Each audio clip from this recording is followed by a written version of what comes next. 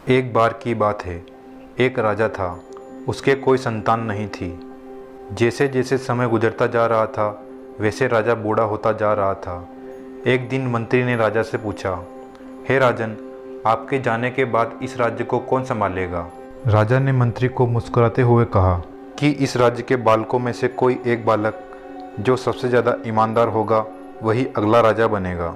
फिर मंत्री बोला, राजन, ईमानदार बालक को कैसे ढूंढेंगे? राजा बोला, कल दरबार में सभी बालकों को बुलाया जाए। अगले दिन राज्य के सभी बालक दरबार में उपस्थित हुए। राजा ने सभी बालकों को एक एक बीज दिया और बोला कि 1 महीने के बाद जिसका पौधा अच्छा होगा और बड़ा होगा, वही अगला राजा बनेगा। ठीक 1 महीने के बाद सभी बालक अपने अपने पौधे लेकर राजा के दरबार में उपस्थित होते हैं। सभी के पास बड़े बड़े पौधे थे, परंतु उनमें से एक बालक ऐसा भी था जिसके पास कोई पौधा नहीं था।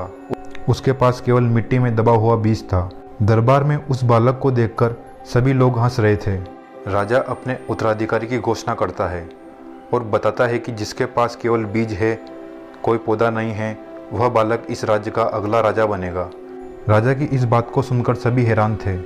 जब राजा से पूछा गया तो राजा ने बताया कि मैंने जो सभी को बीज दिए थे वो सब नकली थे, उनसे कोई पौधा बन ही नहीं सकता। और राज्य के सभी बालक अपने साथ एक एक पौधा लेकर आए हैं। इसका मतलब यह है कि इनमें से कोई भी ईमानदार नहीं है, केवल वही बालक ईमानदार है जिसके पास कोई पौधा नहीं है, अतः अगला राजा वही बनेगा।